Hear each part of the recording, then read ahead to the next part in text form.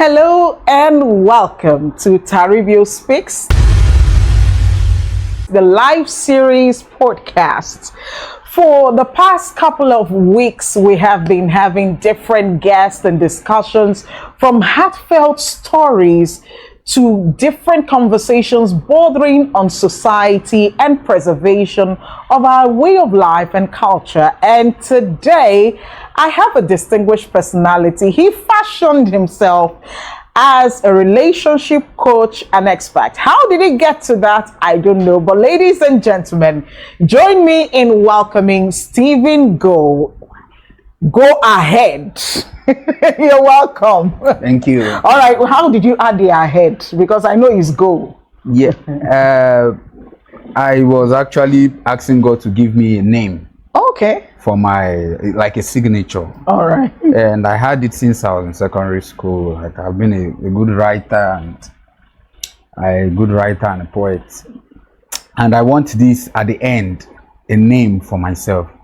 So I thought about it. From all my names, I decided to take that unique name because the Go is a family name. Yes. So I now thought about it and I said, let it just be Go Ahead, Simply Devoted, like moving forward. Moving forward. Yes. And so you decided to move forward, and you move forward into relationship.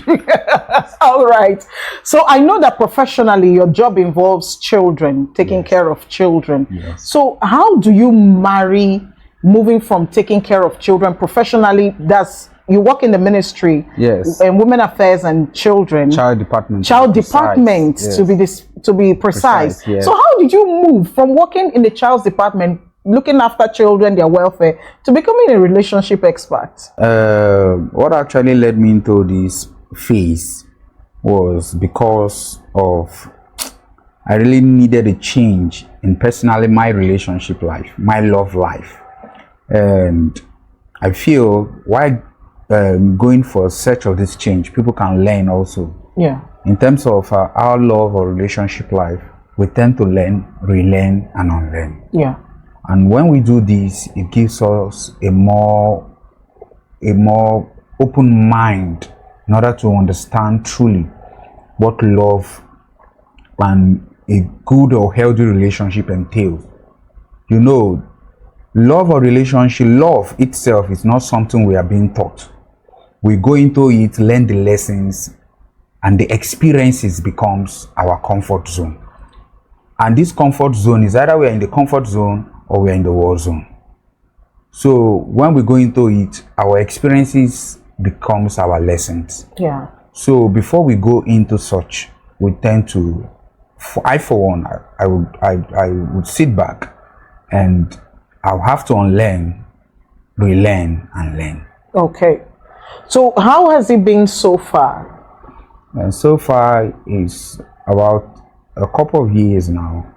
I've been into it, and bless God. I know that I started seeing your advice on social media, especially Facebook, where you were throwing out advice, and then gradually it started dovetailing to, okay, somebody sending you message, I'm seriously searching for a serious relationship to lead to marriage and all that. So yes, how I started that, I was given advice on relationship and talking.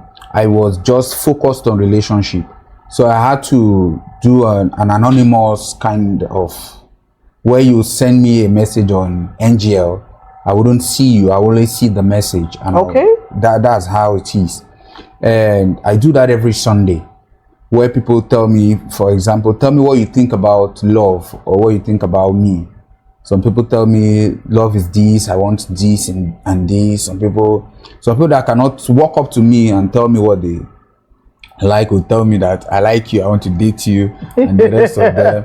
And some people actually pour out their minds. And if you look in the comment section, people advise them.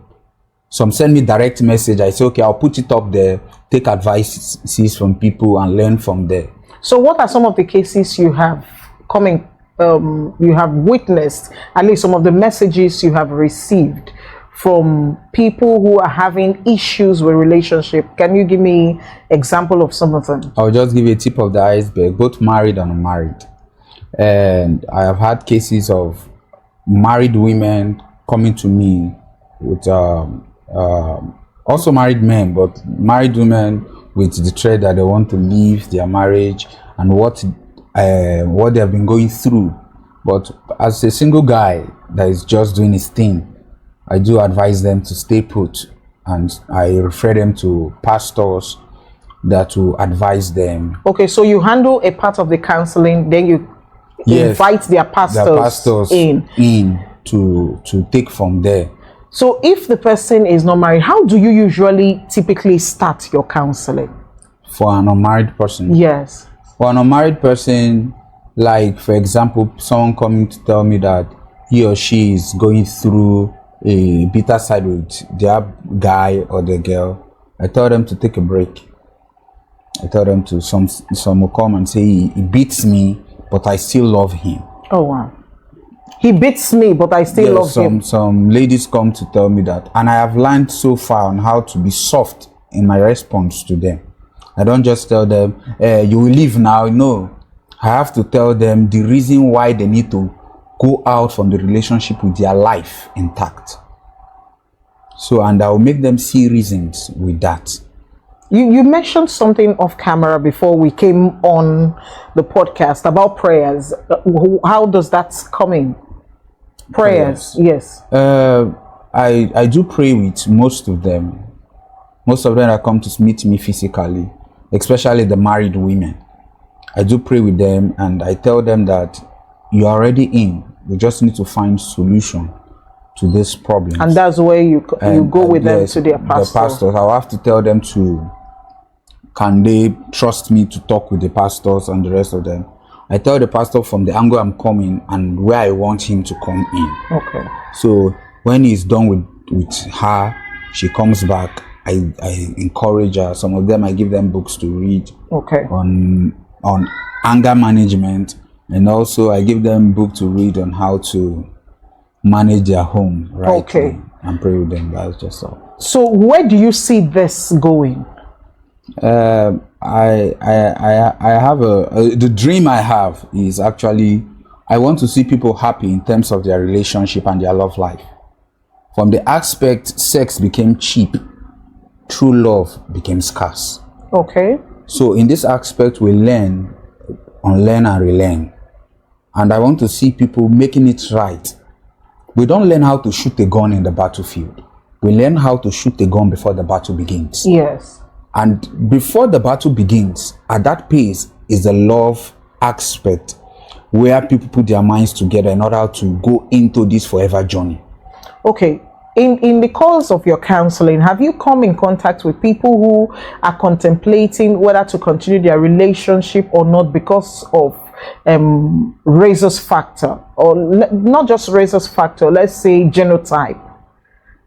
Okay, yes, I've had cases. I have just one in particular. When the lady told me that she is AS and the guy is AS, he lives in Port Harcourt, and she told me what she's going to do concerning this. Should they hang on praying or so? I said, what you would do, first of all, is to pray to God to change your own genotype to be AA, and you must be sure. You must deliver yourself first. You should not be there to deliver the both of you. When your case is settled and you have confirmed that you are AA, you are now the right person to suit that man. So now it is just a time bomb that is ready to be exploded, and it has caused more harm than good in our society, where lovers shun the aspect and the reality of this aspect of genotype, coming as AS, and leaving it and say, God will do it, God will do it, God will do it. When she came, I told her myself. I told her that she should pray to God with the faith she has. That when her owner when she's done praying and her owner has changed to AA, now she know her own case is being settled, to now walk into that aspect of to ever journey with the gentleman. Except that you're only you're only building a family at the long run of pain. True love plus wrong genotype is equals to pain. I have a case of Toby, rest in peace. There's a young boy I know from he died at the age of 7. His parents were good. They had money, but because of this shuttling into the hospital in and out, Tony died at the age of 7. He was SS. He was SS. Yes, because of the negligence of his checking the genotype, their compatibility genotype wise before getting married. I'm advising young people out there, we should not only bank on love, faith, and the rest of them. If you want faith for the both of you, you should bank on your own faith personally. Let it change. Let yours change for the better, which is AA. Then you can stand fit to calling your life partner. Except that, for now, you should cross T's and dot I's and scrutinize who comes into your life. People shun this aspect of we are in love, let's get married, things to go. But no, think about the kids. Think about the generation that comes after you. Will they survive? You people are already surviving as adults. But will they survive? That's it's so pathetic. What advice do you have for singles who are planning to go into relationship? 2 things. If you're looking for a genuine relationship, if it should be genuine, you must not look at money, beauty, and handsomeness. You must look at the individual, because those are the aspects of eroticity which has to do with love of lust. Okay. You must think about the individual first, what he or she has to offer to you. When you think about the individual, it gives young people the strength to stand the test of time. Okay. Because even the Bible says the love of many will wax cold. Yeah. When the love wax cold, what comes in? It is your commitment to this relationship that gives you the strength to stand the test of time. So my encouragement to young people out there is to look beyond just the normal aspect of what they see, what they want from it. You understand? If you get a woman a house, she will not stay with you. You take her out, she will not stay with you. A woman who you buy everything for will not stay with you. A woman who you take care of, anything you give to her, she will not stay with you. But a woman or a man who wants to be kept will be the person that would stay with you. So that is why I encourage young people to look beyond this aspect and try as much as they can to cross T's and dot I's. In looking about what this individual has to give, what qualities, and this quality you see will give you hope for the future. Say, because of this quality, I'm going to stay with this person. Young people, especially women, like strong men. Women love strong men, strong-willed men. Okay, strong-willed men. Men, and we are also going to gradually go into the phase. We are also meant to like strong-willed women. Okay. Yes, this has nothing to do with money. This has nothing to do with wealth. Someone who wants to stay will stay with you. So I encourage them to look beyond just this money, pleasures, and the rest of the thing. Okay, so where do you see this relationship counseling going? What's your vision for it? Okay, my vision is simple, is to see young people going into prosperous relationship, genuine and working, functional relationship. I spoke about the aspect of someone bringing 100% of what he is supposed to be, and the lady bringing 100% of what she's supposed to be. That creates an atmosphere for an ideal, functional relationship. Okay. So my vision is to see young people succeed in this aspect of ideal, functional relationship. I see myself in conferences, my own conferences, bringing in young people in to learn, to relearn and unlearn. Okay. The aspect, the concept, the dynamics of true relationship and true love. Your projection for the future concerning what you do now? I'm seeing myself in a few years from now talking to a large crowd of people about love, relationship, and how they are going to, for those that are broken, how they are going to get healed. Okay. To learn, unlearn, and relearn. I'm seeing myself inviting guests coming to talk to young people. In a forum? Yes, in a forum, in a conference. I like using the word conference because okay.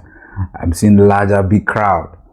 There people will come and sit and learn under people that have experienced life in this journey of love, both happily married and those divorced, so we can learn from their experiences and not make mistakes, because we don't learn how to shoot a gun in the battlefield. Yeah, we learn how to shoot a gun before the battle begins. So the conference is the battle begins. All right, that's good. The battle begins. So lastly, looking at what you do and the experience you have garnered counseling people for relationship, will you say relationship is monetized currently? In this our present generation, is as simple as the sentence: money for hand, back for ground. So relationships are monetized. For most of relationships, actually monetized. What you have to offer as a guy is just like holding a bone and attracting a dog. So when you show the money, the attraction, the love comes all of a sudden. That's what I'm trying to tell people, that the eros love, which is the love of lust, has eaten deep into the fabrics of our society, whereby the societal norms and values are being overlooked as time goes on. So people don't actually look at that. I would love to say now, this generation of Gen Zs and more, love is monetized. Thank you so much.